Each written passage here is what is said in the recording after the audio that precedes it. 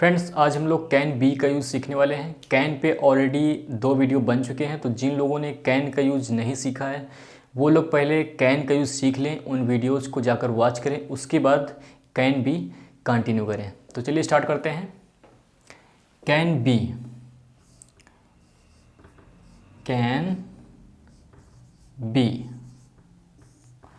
Can be एक modal verb होता है और इसे हम 2 तरीके से यूज करते हैं। पहले हम स्टेट ऑफ बीइंग देख लेते हैं। स्टेट ऑफ बीइंग एक स्टेट ऑफ बीइंग की तरह यूज करते हैं, दूसरा होता है एज ए पैसिव वॉइस।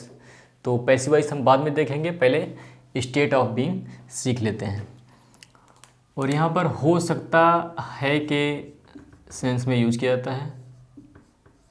हो सकता है।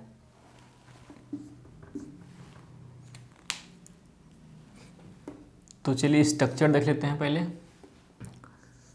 Subject plus can be plus object या फिर अदर वर्ड। यहाँ पर मेन वर्ब नहीं होती है क्योंकि यहाँ पर कोई एक्शन नहीं होता, यहाँ पर सिर्फ स्टेट होती है। तो चलिए कुछ एग्जांपल लेते हैं। सी कैन बी एट होम। सी क्या है? सब्जेक्ट है। कैन क्या है? मॉडल वर्ब है। और होम क्या है? ऑब्जेक्ट है। सी कैन बी एट होम, वह घर पर हो सकती है। तो यहाँ पर हम गेस करते हैं कि कोई कहाँ हो सकता है। तो जब हम गेस करते हैं तो वहाँ पर पॉसिबिलिटी होती है, उसके घर पर होने की संभावना होती है। तो जहाँ पर संभावना होती है वहाँ हम कैन बी से सेंटेंस को बोलते हैं। जहाँ पर पॉसिबिलिटी होती है वहाँ हम कैन बी से सेंटेंस को बोलते हैं।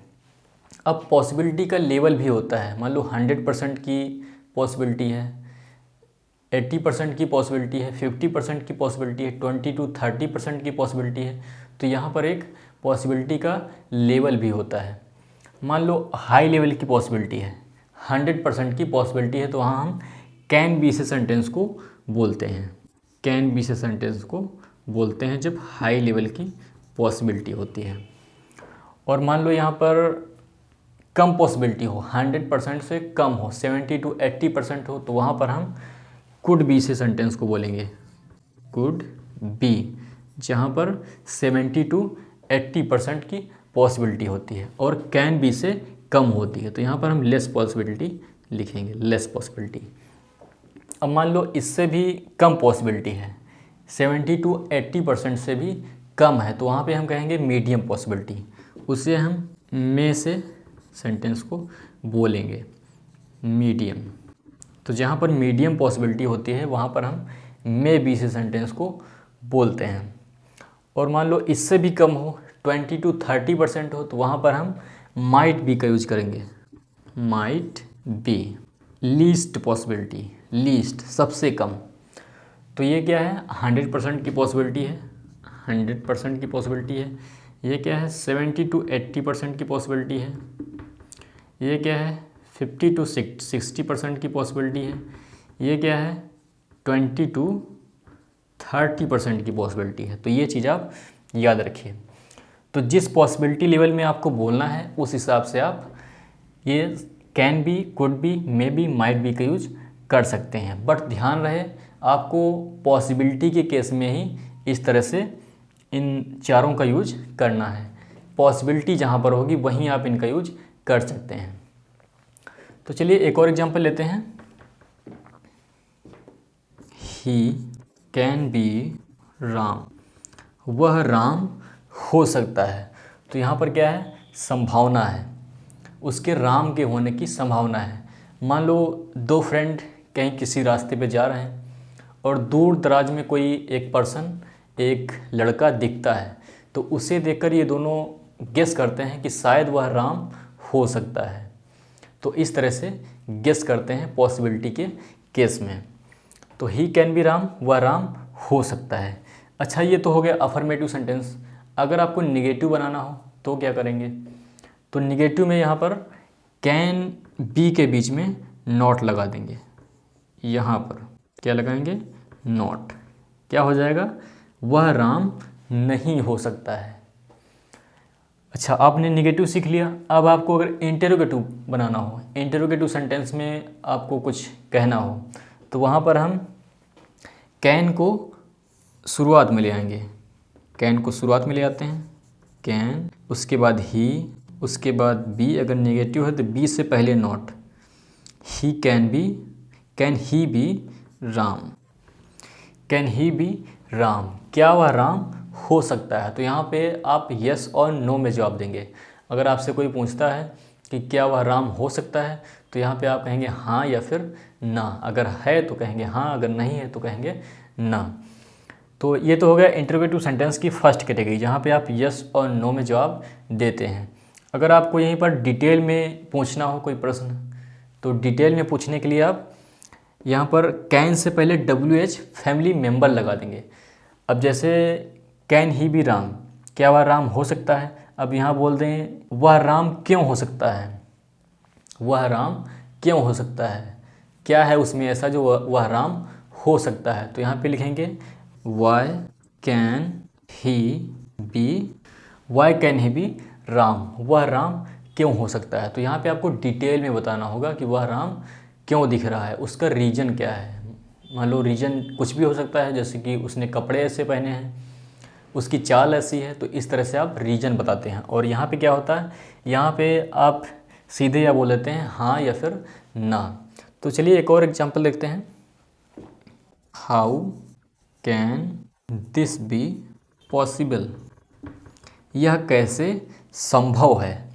तो यहाँ पर डिटेल में आपसे पूछा जा रहा है कि यह कैसे संभव है। तो यहाँ पे आप यस और नो में जवाब नहीं दे सकते हैं। तो इस तरह से इंटरोगेटिव सेंटेंस बोले जाते हैं। तो चलिए अब पैसिव वॉइस देख लेते हैं। पैसिव वॉइस में सेंस होता है किया जा सकता है, किया जा सकता है। स्ट्रक्चर देख लेते हैं पहले।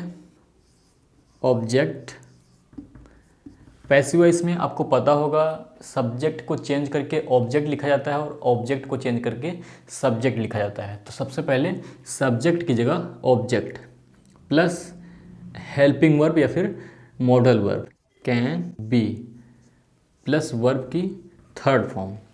पैसिव वॉइस कोई भी हो, हमेशा वर्ब की थर्ड फॉर्म का प्रयोग ही किया जाता है, ये चीज़ आप याद रखिए। उसके बाद क्या होगा, बाय सब्जेक्ट। अगर मेंशन है सेंटेंस में, सब्जेक्ट का जिक्र अगर किया गया है तो वहाँ पे बाय करके सब्जेक्ट को लिखा जाता है।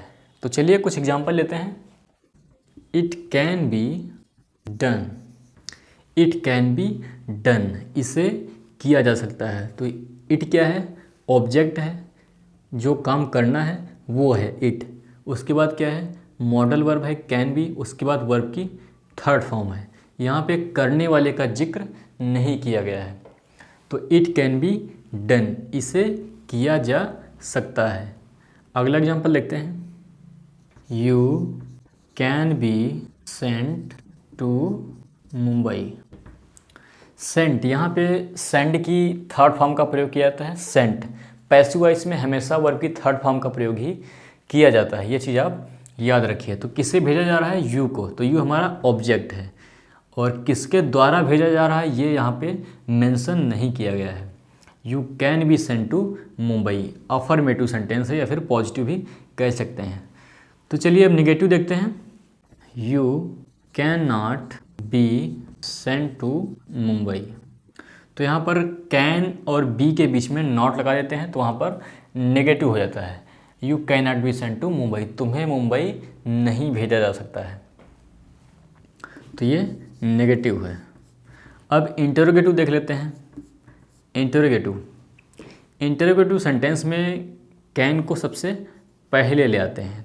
तो कैन यू, उसके बाद बी सेंट टू मुंबई, क्या आपको मुंबई भेजा जा सकता है? तो ये हमारी इंटरोगेटिव सेंटेंस की फर्स्ट कैटेगरी है, जहाँ पे आप यस और नो में जवाब दे सकते हैं। तो अगर आपको डिटेल में प्रश्न बनाना हो, ये तो आपने यस और नो में प्रश्न बना लिया, अगर आपको डिटेल में बनाना हो तो वहाँ पे आप WH फैमिली मेम्बर सबसे पहले ले आएंगे।